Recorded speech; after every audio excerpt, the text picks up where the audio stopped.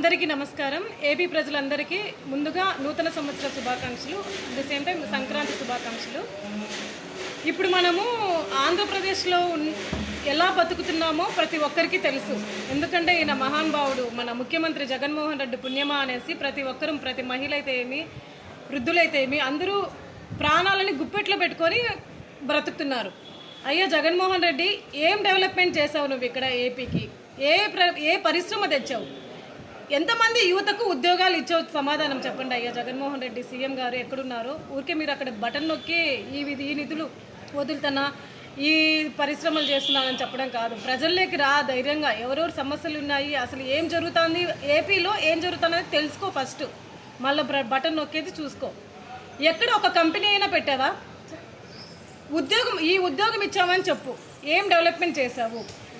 మనకి ఆదాయం ఇంకెలా వస్తుంది ఏపీలో?